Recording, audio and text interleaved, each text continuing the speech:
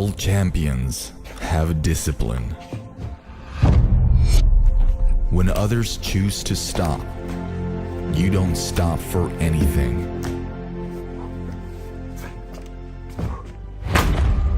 Because it's the discipline to work hard, even in times when all seems hopeless. You gotta stay strong and remind yourself who you are.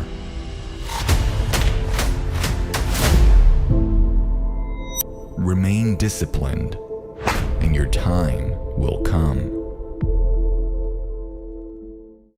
What is up, smartphone filmmakers, and welcome back to my channel. This is the best time of year to start filming with your phone because the video quality you get out of it is just muy bueno. We almost always see at least some level of camera improvements every year, and it's only getting better and better. I'm always looking for the best possible ways to achieve a cinematic look in our videos when it comes to using a phone. With the iPhone 13 lineup, we have come a step closer to achieving that look. If you haven't heard of it already, it's called cinematic mode, which, by the way, the video you saw was shot with it. So what does cinematic mode do? Well, it's basically portrait video on your iPhone which blurs out the background.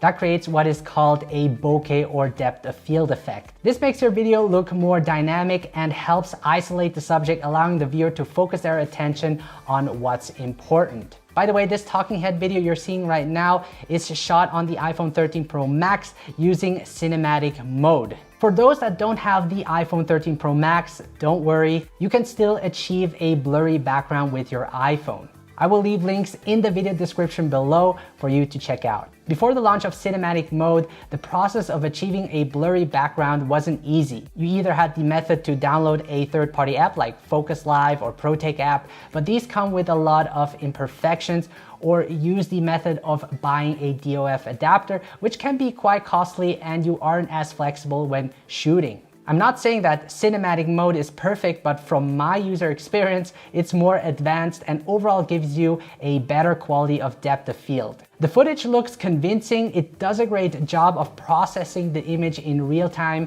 and you can create some cool focus transitions. So how can we use cinematic mode in our videos? First, launch the camera app on your iPhone 13 and swipe to select cinematic mode. Once selected, you have a live preview of what the cinematic footage will look like. You can record in 1080p 30 frames per second, and it works with the front and selfie camera. When a person or an object is detected, which it does quickly, it automatically sets them in focus, making the background blurry. By tapping on the screen, you can set your focus as you record. Tap again to track the focus. This is great for moving subjects. Tap holding on the screen will lock the focus. If you have two subjects in the frame, cinematic mode will place the focus on the subject that is closer to the camera. If the subject then turns their head, the focus shifts towards the subject that is further away, creating a focus pool. And it does it quite organically. If you want to change the amount of blur in the background, you can tap one of the symbols in the top right-hand corner. A slider will appear at the bottom where you can change the blur amount between 2 for very blurry and 16 for less blurry. I suggest you keep the blur amount between f5 and f8 to get a more natural looking shallow depth of field. There is also a hidden menu when tapping the arrow to the left. The + symbol allows you to adjust your exposure to make your videos brighter or darker. I would generally turn down the exposure to a -1 because the cinematic mode tends to overexpose the image most of the time. The lighting bolt allows you to turn on or off the flashlight for additional light. Keep in mind that cinematic mode works well in good lit environments. You can also use the wide or telephoto lens by tapping on the 1x button. However, the ultra wide lens is not available in cinematic mode. A good way to save time is to preserve the camera settings when using cinematic mode. This way you can set your values such as the exposure and f-stop, and when you open cinematic mode again, the settings will stay the way how you left it. This also works with the normal video mode on the iPhone. Now, the beauty about recording your videos in cinematic mode is that you can change the focus and blur even after you shot your videos using the camera app's editor. So let me show you how to edit your videos that was taken in cinematic mode. In the photo app, tap the video that you would like to edit. select the edit, and the video timeline appears below your video. The white dots are the points where the focus has changed. You can move the indicator to scrub through your footage. What's great is that you can see what's currently in focus indicated by the yellow square, and it also recognizes people or objects that are in the background, which are indicated with a white square. This is where people get a little bit confused. Now, below the timeline, you have these white dots, which represent the automatic focus pull made by the camera app. These can't be deleted. The yellow dots represent the manual focus pulls that were made by me, for example, or by you. These can be deleted.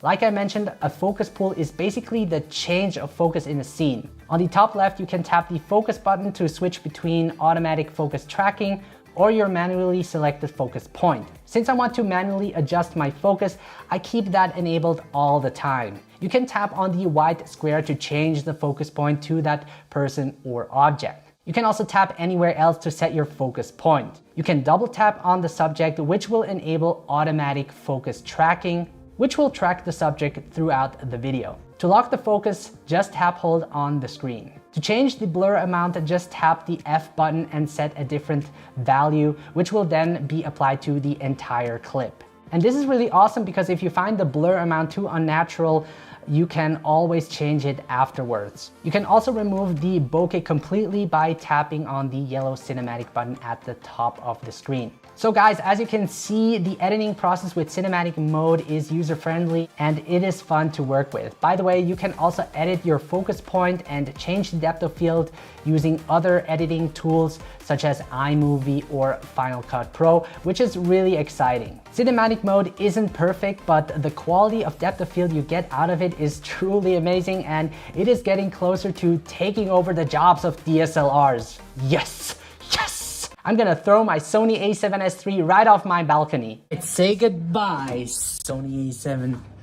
You know what? I'm probably gonna wait a couple of years. I don't think it's that quite ready yet. Now, it does take practice using cinematic mode and getting to know when to use it, because for certain situations, it doesn't always look natural and you get that sort of halo effect. So play around with the f-stop and see what works best. I hope cinematic mode will be available in 24 or 25 frames per second, since that is the cinematic frame rate to achieving a realistic motion blur and is the standard for movies. The great thing about cinematic mode is that you don't need additional equipment to achieve a blurry background, and it does it pretty good. Especially that you can adjust the focus even after you shot the video allows for a lot of flexibility in post. With that said, guys, cinematic mode brings a new level of filmmaking on an iPhone and makes shooting videos even more enjoyable. Now, I would love to hear your thoughts on the cinematic mode.